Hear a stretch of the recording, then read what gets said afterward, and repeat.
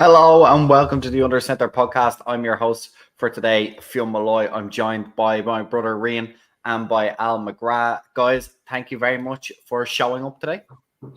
Yeah, it's a pleasure as usual. It's been a bit of a while since we had a show going, so yeah, good to be back in the hot seat.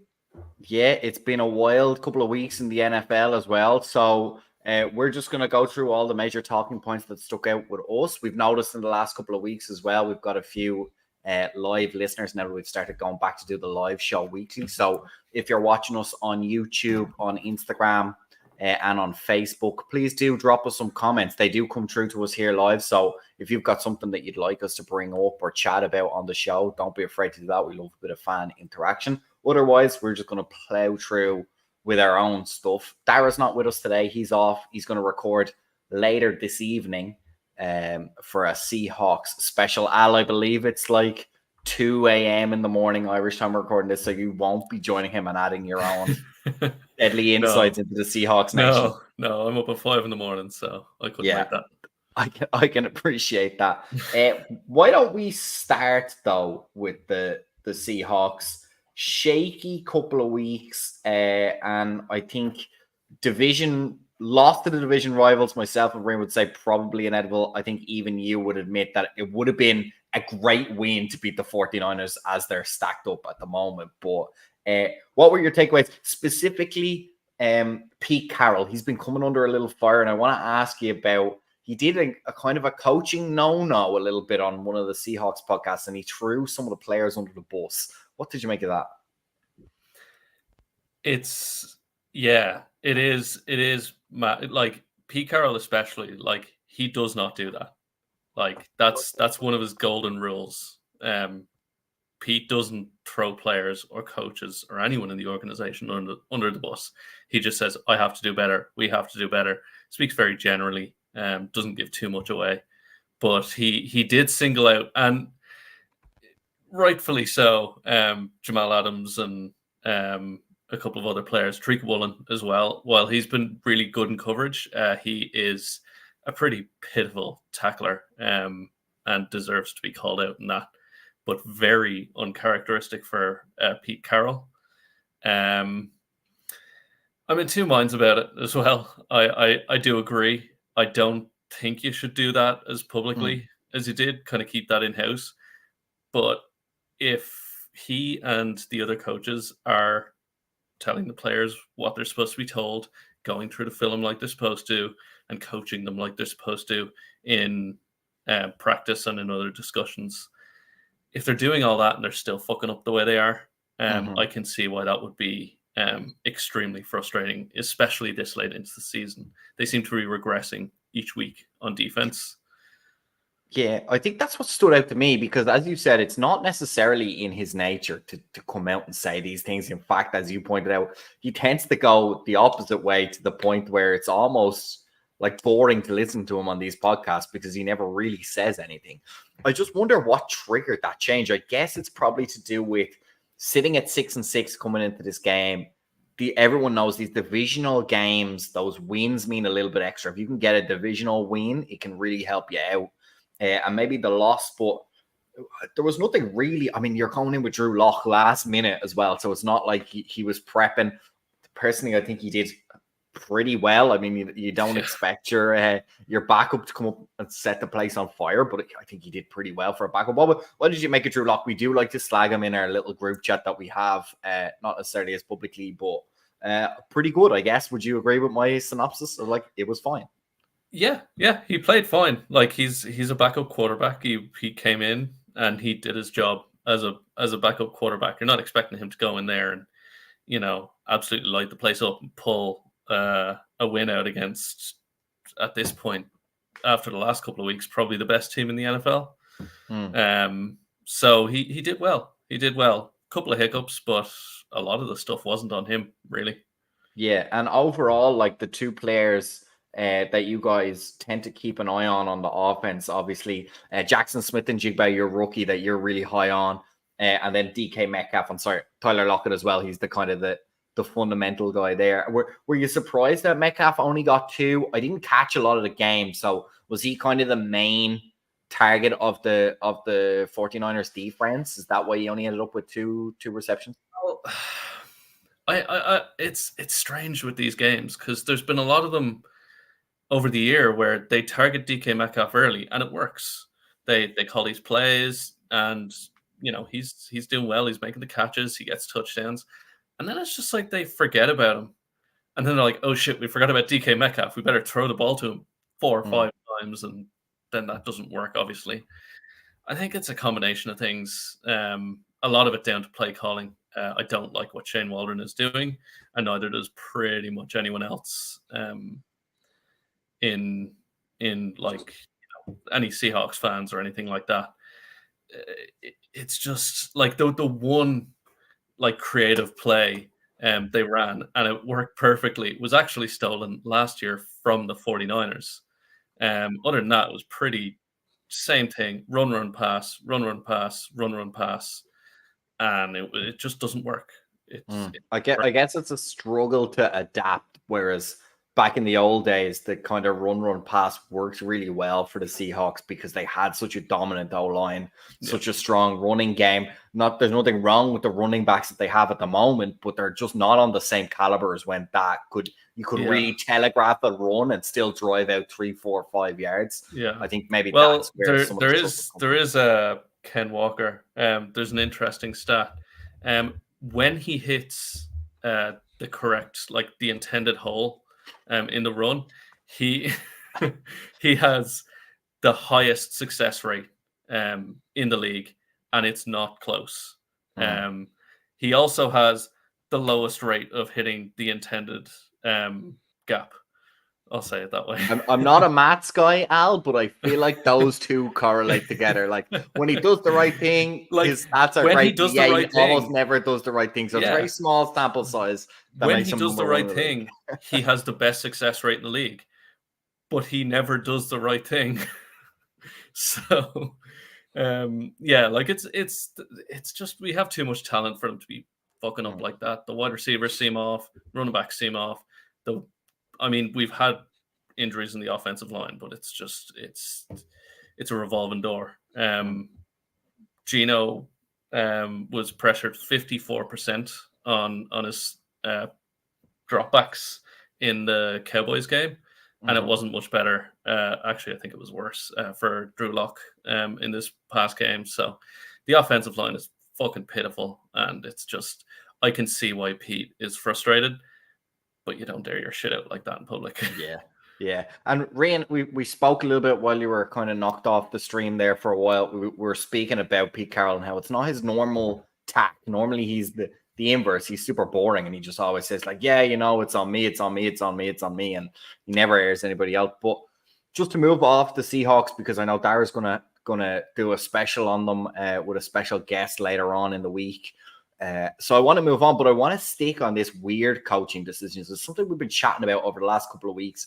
Personal grievance of mine, and I want to get your guys' opinion that how some of these coaches are treating some of their quarterbacks. And I think there's kind of two scenarios. There's Bill Belichick, where he's struggling with his starter, Mac Jones, who has kind of regressed over the last few years, but doesn't really have a second option. And then there's the other guys.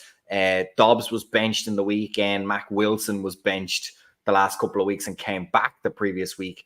And I just question what the coaching philosophy is there, because at least from my point of view, unless a guy, let's take the Dobbs scenario, unless a guy is coming up to you and saying like, coach, I don't got it today. Like I'm doing more damage to my confidence right now than I will be on the bench, then I don't see any good reason to pull your quarterback, especially when you don't have a better option and you're going to have to start them next week. It seems just kind of like an extra slap in the face while he's having a bad game. That doesn't really help the team win. What's your take on that? Well, I mean, particularly with the Dobbs one, with that game being as close as it was, I mean, you've made the decision that this is the guy that you're going to win with. It's not like you're being blown out in the first quarter. This game finished 3-0 and you're still pulling your starter, who, by the way, has come in and done an excellent job given his lack of familiarity with the system. It was a bizarre decision to me. I don't really understand what's going on out at the Patriots either, flip-flopping between quarterbacks like this. it's not really in the style of Bill Belichick. Usually he'll just take his lumps and finish out the season with whatever record that he has. And usually it's quite good because the rest of the squad is there around. Mm. This particular season for the Patriots, the rest of the squad is not there. So it's all the more pronounced. And maybe he's getting pressure from the kind of front office, back office to make changes, to force these results. But the one that really stands out to me is the Jets benching and then unbenching of Zach Wilson. That to me was just a total no-no. And it really feels like there's a lot of Aaron Rodgers influence in that decision. Tim Boyle wouldn't even be an XFL quarterback if it wasn't for Aaron Rodgers pulling him around wherever he goes. So it really felt like it was a decision from Rodgers kind of whispering in Salah's ear going, Tim Boyle's your guy, Tim Boyle's your guy. And he proved in college he's not the guy. And then he proved again when he got his start that he's not the guy. I feel really bad for Zach Wilson. I don't think he's a good quarterback, but he also doesn't deserve this level of kind of being flipped around, moved around. He obviously has some talent given his career at BYU, but he just has not been put in a very good situation at all out there in New York. And if it was me, I'd be telling them to piss off. I'm never playing a game for the Jets again. Yeah, I want to just stop here because Greg Flanagan's following us on Facebook, and he said the pull on Dobbs did work. And I have to admit, Greg, you're right. They did win the game, but I think the question we're trying to drive at here is long term. Like, you had Nick Mullen on the roster. You went out and got Josh Dobbs. That tells me everything I need to know about whether or not you think Nick Mullen can win week in, week out in the NFL. And you clearly think Dobbs has a better frame. So, look, I understand where you're coming from, Greg. They won the game that was in front of them, but did it help them win the next? I don't know off the top of my head how many games are left. 5, maybe less games left in the season. I don't know. I think leaving Dobbs in there for the sake of those 3 points. And again, he could have maybe won the game. We don't know. He definitely wasn't having a good game, and I agree with you there, Greg. But moving on and keeping within the same tack there, Al, I personally think Salah needs to be fired for what he did to Zach Wilson, because in my head, there's 2 options. As Rain said, you're just Aaron Rodgers' whipping boy that just does whatever Aaron Rodgers tells you to do. And your main role is, look, as a Washington fan, we've seen the last 2 seasons our quote unquote starting quarterback, or the guy we got in to be the starter, went down both seasons, and we played with a backup. I know how painful it is. There's a reason they're backups. They can usually win a few games, but they've got limitations. But then when they brought in, or when they got rid of Zach Wilson, they had nobody behind them. And you brought in Zach Wilson this year specifically. Last year he was the starter, but this year he was specifically your backup. And so you knew exactly what limitations you were getting. In my opinion, Salah needs to be fired because of that's not how you manage best for your team. That's not how you get your team to win the game. You put him, not only did he just demote him, he put him a 3rd string quarterback. And then the guy he started, he waived straight after the game that he lost. And then Zach Wilson comes out and wins this game. So I think that proves your point of, yes, Zach Wilson is not the answer going forward. But is he the best quarterback you've got in the room right now? Absolutely. And why are you doing everything you can to make his play worse? Yeah, I mean, he has to be fired. He's had a few years now, and he's done absolutely nothing with it. They're still a terrible team, terribly managed, and this thing with the quarterbacks. I mean, you have your starters and your backups. You learn what they're capable of during training camp. And we obviously have plenty of sample size in Aaron Rodgers and Zach Wilson, so we know what they're like on the field.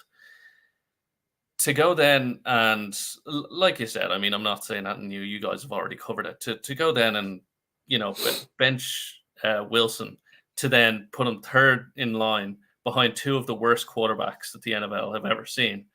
I mean, that's a fireable offense on its own. Just stick with the guy. Just he sucks.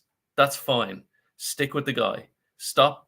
You're not doing your team any favors. Like, you're hurting your team by doing this, because they're not getting into they're not being allowed to get into a flow of anything. It's just this flip-flopping between quarterbacks, and it's not going to make a change. We saw it with the Patriots. We saw a bit of it with the Browns, and it just hurts the team. Like, just you suck. It's fine. Stick with the guy and move on. Yeah, I think that's NFL, right? You got to let go when your starter goes down.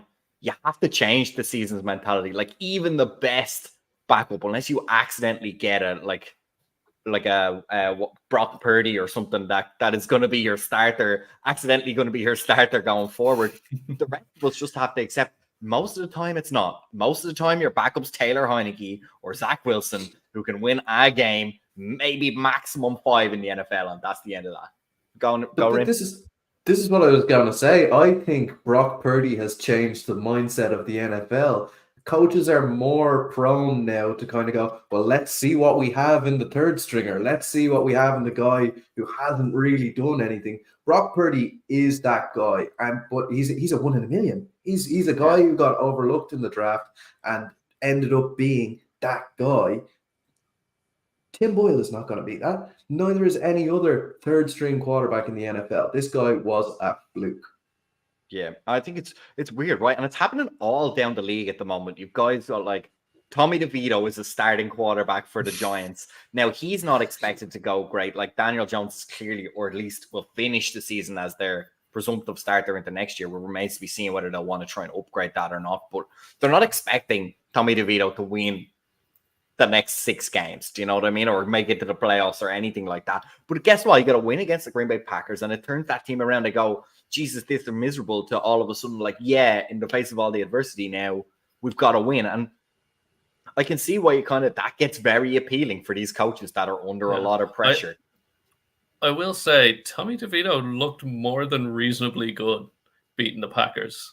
I mean, look, he's still a backup and all, but like, he was pretty good.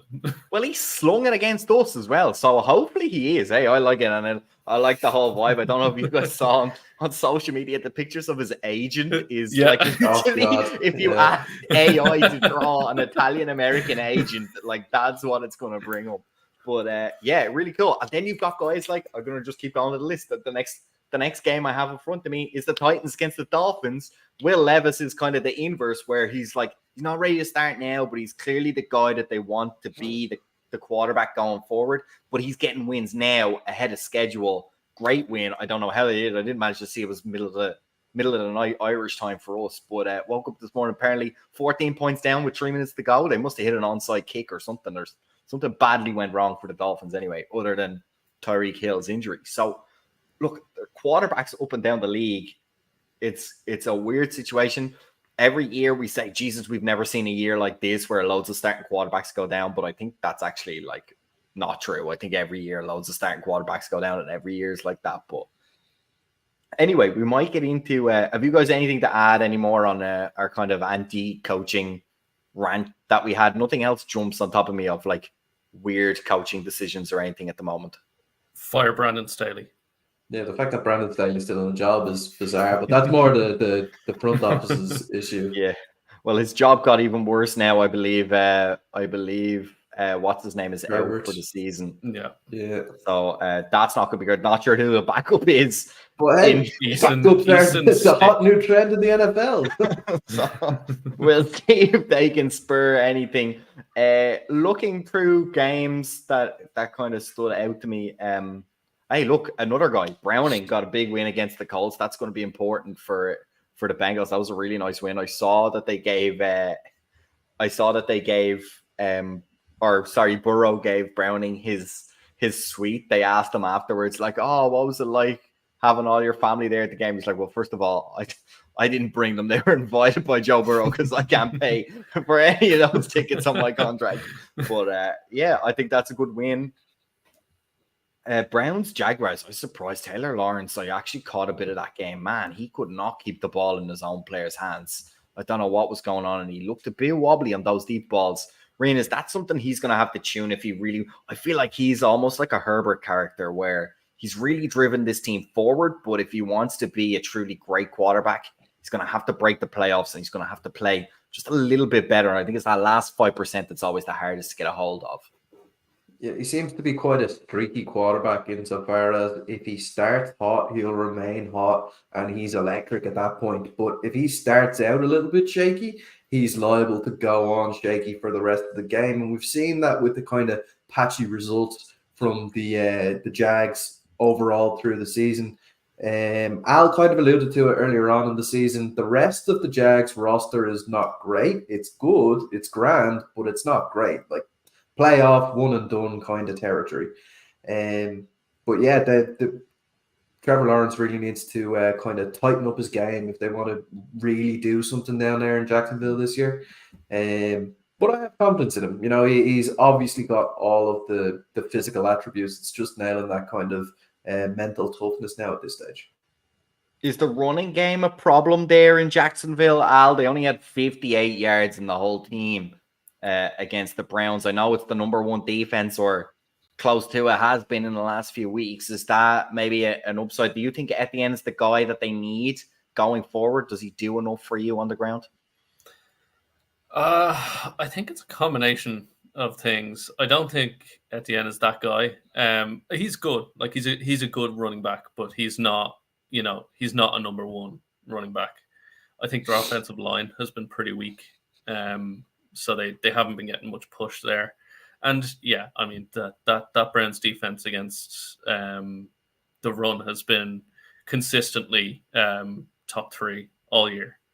So I think it was a combination of things this week. I will say as well, last week Trevor Lawrence got a high ankle sprain, and that's like 4 weeks minimum. So I think visually you couldn't tell. I mean, he looked fine, but I think that might have been throwing him off. They said he was fine, but you don't get a high ankle sprain and heal in a week. That's just not the way it works. I mean, as a quarterback who's dealing with an ankle injury at the moment, I can tell you with absolute certainty, it is impossible to throw with any confidence, regardless of the ankle that you've hurt. You just do not have the confidence to step in and really launch that ball downfield. So I'd imagine it is affecting his performance in some way. Guys, do I owe an apology to a quarterback? And I predicted 3 years ago that Wilson had fallen off a cliff, and then it was born up last year, and then it was born up the first half of this year, and now all of a sudden they've gone a little bit hot. Now I would argue it's not always against the best teams in the NFL at the moment, but the Broncos are looking good, and I just had a little look there at the remaining games they have on the schedule, and they might win all 4. Hold on, let me pull it up now while we're talking here. So they've got Lions. This is a difficult game, but then they've got Patriots, Chargers again, and Raiders to finish. I mean, going 4-4, that would leave them at 11-6 to end the season. I don't know where that puts them on the playoff contention, but that's a pretty good turnaround. I gotta say, they got hot. They lost to the Texans, very good team. But there's a win against the Browns in there. There's a win against the Bills in there. There's a win against the Chiefs in there. So look, I think it's hard to say that it's all a fluke, but pretty good going. I think I may owe Mr. Wilson an apology on this one. What do you guys think? Al, you're kind of familiar with Wilson. Only a little bit. I think a lot of it has to do with I don't think people are giving Vance Joseph his flowers enough for the defensive turnaround, because they were bad. They were, like worst we've ever seen almost to start the year. And they have looked solid, better than solid the past few weeks. Wilson has looked better this year, for sure. That's not questionable. Like, he is a better quarterback than he was last year. Making less mistakes, making better throws, making better decisions, taking a few less sacks. He's still Russell Wilson. He's going to take some silly sacks, but when you're cooking, you're going to get a bit of pasta sauce splashed on you. Well, you know what I mean? I wouldn't call it cooking. A lot of his throws are like short throws or checkdowns, and like he does throw it. Yeah, he does throw deep balls, and he's looking a bit better. But he's 34, 35 now. He's a game manager, and that's fine. I think that's all right. At 35, look at what Drew there's nothing wrong Brees with did that. under. Yeah, Look at what Drew nothing Brees wrong with did that. under Sean Payton for the Saints for Yeah, years. that's perfectly fine. If they can keep this up, they can make it to the playoffs. They will not make it to the Super Bowl or to the championship round. They can make it to the playoffs, and they might win the wild card. And they're doing a lot better than they did last year anyway. Credit to Peyton for turning around. Credit to Vance Joseph for the defensive turnaround, and credit to Wilson for turning himself around after last year. Ryan, Yeah, I was looking at the Chiefs' schedule to finish out just to see if they had a chance of winning out and winning that division. But it's the quarterbacks that they have to go up against are Zappi, McConnell, Browning, and then whoever the backup is for the Chargers. That's pretty rough. Easton Stick. Easton Stick. He was the third stringer in Carolina 2 years ago. That's mental. is he the guy from like 4 or 5 years ago that went famous? Did he play for like the FCS and he was like on North Dakota State and he's like dribbling the ball between his legs? It looks mesmerizing, but I think it might be if you're like one of those Twitter guys that never leaves Twitter, go and try and find that video. It's actually so cool. They caught him in the warm-ups and he's literally like basketball dribbling the football between his legs. But yeah, we've never heard of him since he got to the NFL. Rian, we're going to move along because as far as I'm concerned, there's 3 teams I think that we have to talk about now with kind of 3-4 games left in the regular season. Unfortunately, 2 of those are in the NFC and neither of them are the Commanders. Both of them played each other there last weekend. That's the Eagles and the Cowboys. Now, the Eagles got rocked again for the second week in a row. How concerned are you about this Eagles finish? Now, while I'm speaking, I'm going to kind of go to their remaining schedule. They've got a very easy, and I want to highlight the word very easy remaining schedule. They've got the Seahawks, the Giants, the Cardinals, and then the Giants again. So, like, probably, by the way, in fairness, Al, we don't know do we know what's wrong with Geno Smith? How long is he out for? He had, what the fuck was it? Hamstring. Turf toe. 2-week hamstring injury. Groin. Okay, so groin. We could have Drew Lock against the Eagles, which I do think would be an issue. But yeah, so they do have the chance to finish 14-3, still a very strong record, not a particularly stiff end to the season for them. But obviously, as I mentioned, rocked by the 49ers and then rocked by the Cowboys back to back. What did you make of that and how does it impact this team going forward? Yeah, I mean, it kind of shows the holes that the Eagles have at the moment. And a lot of it is down to red zone offense. They've struggled with that all year round. Thankfully, they had the likes of A.J. Brown putting up big yards, the Slim Reaper getting involved as well.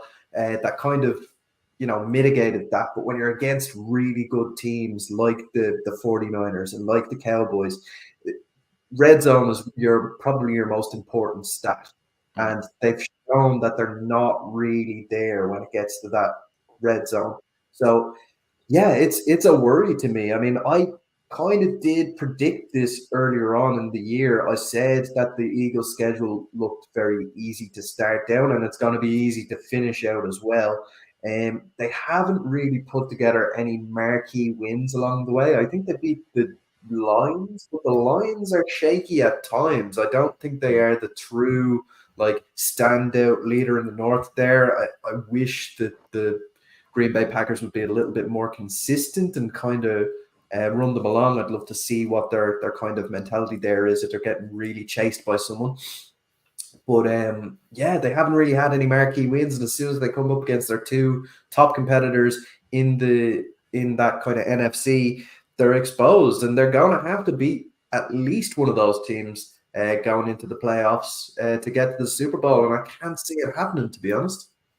Yeah, I think it's added just because I have the schedule here in front of me. So they did manage to beat the Cowboys in the reverse fixture. I think that's going to end as a good win. But as you pointed out, that's kind of like earlier in the season, and we keep saying you've got to be hot now. Now is when you want the wins against the divisional opponent, not to be rocked 33-13. Now, I will also point out Aubrey, the kicker for the for the Cowboys literally couldn't miss. He was pinging it from like 60 He yards. outscored the Eagles. Yeah, I think he scored. My county has him at 12, so it would have been 13-12. No, Just 15 points because there was 3 your counting touchdowns. PATs. Yeah, okay, great. Yeah. A fucking running back can kick PATs. We saw that, right? We're not counting those. I'm but just still. saying he outscored the Eagles. I know. It still goes on his scorecard. I know.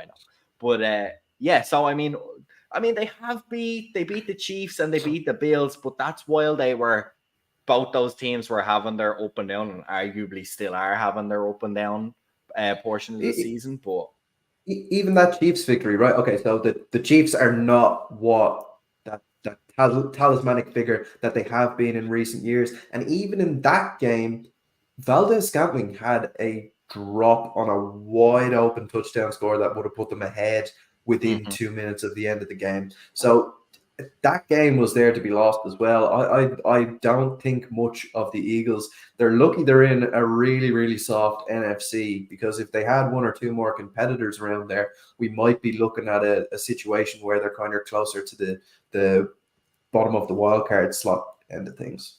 No, look, I agree with you. And Al, on the flip side of that, the Cowboys now have kind of seen off a lot of their hard thing, but they've got a much harder run in than the Eagles do. They've got Bills, Dolphins, and Lions as their last 3 games to close the season. So that's a rough closing. And Commanders are in there as well, but we might as well forget about that one. Although the Commanders have a funny habit of getting in the way. They put an end to the Steelers' unbeaten streak. They put an end to an unbeaten streak the last season before. So you never know with those Commanders. But anyway, we don't get to talk about them every week. So we'll stick with the Cowboys. We're saying nice things about them, but still tough end to the season. 3 very difficult out of 4 games to try and finish on the same or equal to the Eagles. What do you reckon their chances are?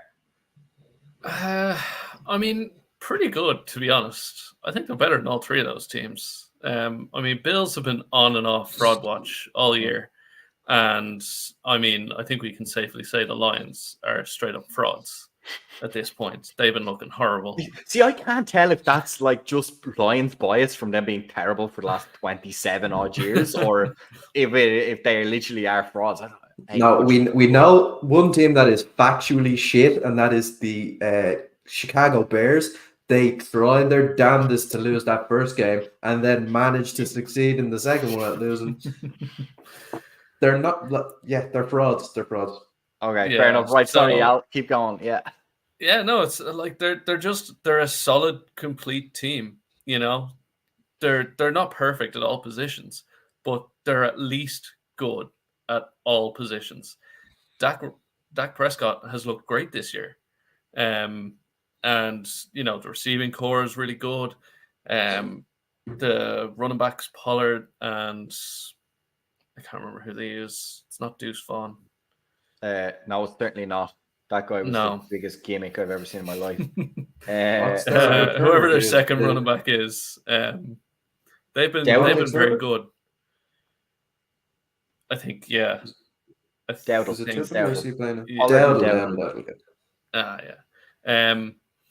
And their offensive line, I mean, they always have a solid offensive line. And then their defense is great.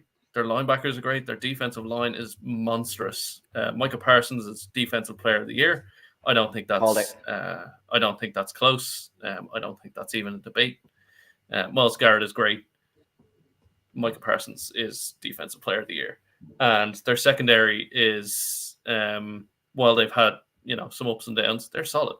So I honestly, they could walk this. It could not be a challenge at all. They could walk the Bills and the Lions. Here's my one concern, Alan. Rain, I'll let you jump in as well and see if your answer ties in. It's the red zone, and it always has been the red zone. And this is my concern of I think they can make the playoffs. And I think it's going to be same old story for Cowboys fans, because I think when you get into the playoffs against a playoff defense, they tend to be stingy. And if you get a hot quarterback, which most of the playoffs can have, even if they're streaky like a Trevor Lawrence or something like that, the guy can put up points. You're not going to be able to rely on Aubrey banging long-range field goals to win these games. And that's where my concern for the Cowboys comes. Now, they did get a couple of close-range touchdowns week just gone by, so maybe things are starting to change. I'm not saying that it's impossible for them to do it, but if there's a chink in that armor at the moment, I think for me it's got to be that. Rian, what did you have to say on the subject? Yeah, mine wasn't so much about the red zone. It was about the over/under on Dak's interceptions. Yeah, where is he sitting? He's sitting at 6 at the moment. He needs 4 more over his last 4 games. I think he's going to make Do it. you I reckon? think he's going to fucking rob my money, little bastard. I reckon he's going to get to 9, and that'll be awful for him. Well, what about on the playoffs? Like, he's going to throw 3 touchdowns in the playoff game, right? Just to nail it. Playoffs don't matter. It's regular season. It is. I'm lucky I didn't put any real money on it, just like virtual money. But anyway, so we're going to leave that there. And I think we were having a chat about, obviously, like Myles Garrett and Micah Parsons and stuff. So maybe over the next couple of weeks as well, we'll have a chat about MVPs and stuff. Keep your eye out on the social medias if you want to have a chat with us about that. Who you think's had a great year? CJ Stroud for me, he's my boy all year. I think when you talk about what MVP should actually mean, I think he's by a mile what it is. He's at least defense or not defense player. Defensive player of the year. I agree. He's I mean, he's getting one of the rookie awards, like he's got rookie of the year, rookie of the year. Like he's got those on lock. Like he's got offensive rookie of the year locked. I think, if not rookie of the year. I mean, he's smashed it. What a fucking player he is. Well, as I said, keep an eye out on the show, whether social medias or the live shows that we're doing. We'll kind of pick up that conversation. And as I said, with the live chat function, we've got Greg here with us today and stuff. So as you have comments, do absolutely ping them into us, whether we put them up or not. We certainly see them and we can add them into the conversation. Rolling in towards the end of this show, the 2 last teams that we need to talk about, and we think we need to talk about the game first and then what the prospects are for both these teams rolling into the last 4 games of the season. That is, of course, the Bills and the Chiefs and the quote-unquote greatest play that never was. And Rian, you've had the strongest reaction. I think we all had kind of very similar reaction. I'm going to give you the platform now. You get a clean slate to say whatever you want. Go ahead and set this up for our listeners to let us know what the Under Center podcast take on this scenario is. Okay, so first of all, if you're hearing loads of banging and bashing, my dog's going mental running up and down the stairs at the moment. But yeah, look, for me, I think Patrick Mahomes is being really irresponsible here. He's meant to be a role model to kids, and he's coming across as super petty about this issue.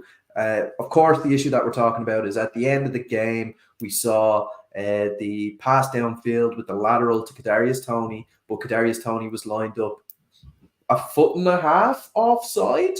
I saw the video. Well, I saw the reaction before I saw the video. When I saw the video, the man is looking back at the ball. How did he not know he was offside? Like, yeah, it was mental. Not to mention their tackles were lining up in the backfield on every single play. They had the guy outside of Toney lined up off the line of scrimmage, and he was in line with the tackle. Insanity. But regardless, that kind of stuff gets left. It's the offside that really bugged me. This guy is saying, "Oh, we have to allow greatness." It's so annoying that greatness was wiped off the board because of this. Let us play. I mean, if you look back to the Super Bowl last year, they won on a ticky-tack call that was, by the letter of the law, absolutely the right call, but probably should have been let go in the situation. It's just one of those things. He should not be as petty and as petulant about it. I understand that it had him lining up offside had no impact on the end outcome of the play, but at the end of the day, rules are rules. Where do you stop this? Do you allow a face mask in a play if it's on a quote-unquote Hall of Fame play? Do you allow a horse collar on a quote-unquote Hall of Fame play? You can't draw a line, so you might as well draw the line at the black and white where it already stands, which is if you're offside, you're offside. Yeah, I mean, that was my thing. Like, it's not like he was leaning forward and his like head was offside where you're kind of arguing like, is that really an advantage? Is it not an advantage? And the thing that NFL players seem to have an issue with of like, oh, well, they only ever call it in the last 2 minutes of close games. Like, yeah, because that's when the rules really matter the most. Like, that's when you have to play within the bounds, and just let the best man win. If it's the best man who bent the rules the most wins, like that doesn't seem fair to anybody. Do you know what I mean? And this kind of like, if it looks cool, it should count. I mean, great play, and certainly the defense didn't know that it was a foul, so they were playing full out. They caught him with a great play, but man, if I saw Mahomes like flinging his helmet around, it was like, if I'm Mahomes, like, don't be flinging it, shouting at the refs. I'm going full Miles Garrett and I'm battering Kadarius Toney over the top of the head. Like, are you like, have you played one American football game, never mind NFL game in your life? Like, oh, the refs never told him he was lying. It was like, they shouldn't. The man, he had his head over his shoulder looking at the ball. I don't understand this claim. It's visible as well from where Mahomes is standing. He should look to see if his guy is in the right spot. Ridiculous. Like, the officiating this year has been about as bad as it's been. Like, it's been horrible. Like, league-wide, it's been horrible. There are dozens and dozens and dozens of plays for teams to get this fucking petty about. Every week, there's dozens of them. And the Chiefs, Patrick Mahomes and Andy Reid, pick the one unquestionably 100% correct call to get fucking petty about. Shut the fuck up. Learn to line up, I guess. Like, learn to play football. You're in the NFL getting paid fucking millions to not line up a yard and a half offsides. Shut up. Yeah. I would have liked. No, Tony was on the Giants, right? I would have loved to have our co-host Jake on for this one to talk about. Just, I don't think he was Kadarius Toney's biggest fan. I don't think he's made any extra fans after that. Anyway, sorry, Rain, go ahead. Yeah, one thing I will say though is I understand some of the frustration from Chiefs fans on this one being called. One thing that really grinds my gears is when the Miami Dolphins send Tyreek Hill in motion across the line. He is always moving forward at the snap. Every single time you're giving a speedster a head start on a DB, and that's just not fair at all. They need to start calling those plays as well if they're going to be calling offsides on wide receivers, because it's just beyond ridiculous at this stage. Yeah, and look, well, we can go round and round in circles at this stage. In the end, the players want to be let do whatever they think helps them win, whether that's within the NFL rule book or not. And if you call it sometimes, you should call it all the time. Like, but at the same time, if the refs called every play, which happens literally every play, it would be the most stop-start game of American football ever played. Yeah, like there's holding on every single snap. Like you can't call it every snap. It's just the obvious ones. Yeah, and it very quickly becomes like a non-contact sport real fast. Yeah. So, look, I get it. And that's what I was trying to say earlier. Like, yeah, the rules should be different in the last 2 minutes, especially on a tight game. That's when the rules really have to be what they are. And in the meantime, look, anything egregious we're going to call. Everything not egregious, if you don't fix it, that's your problem. And then, like, we'll get you when it counts. So, look, we'll leave it there. Guys, if you anything you want to bring up right at the last minute, I think we're all good. I think we'll do a shout out for the Pirates. We're looking for sponsorship this season. Please get in contact with the show if you're looking to sponsor a team, especially if you're around the North Dublin area. To our listeners as well, thanks for listening today. Obviously, you can catch reruns of all our podcasts on Spotify and Apple Podcasts. You can catch the live shows as we're doing them now on YouTube under Center Podcast. Catch us on Twitter as well at Under Center Pod. We're on Instagram at Under Center Pod, and of course on Facebook as well at the Under Center Podcast. So, guys, thanks a million for joining me this evening. It's been a great chat. Yeah, sorry, I'll let you guys do your little last closing out slogans. Well, thanks very much. Yeah, thanks. Cool. And with that last 10 seconds, with that last 10 seconds of broadcasting excellence, we leave you here from the Under Center Podcast. We'll catch you again later on. Stay tuned. Keep your ear out for Dara's chat with special guest on the Seahawks. That'll be coming up later in the week. So from all of us here, from Dara in his bed, I'm sure, thank you all for joining us, and we'll catch you again soon.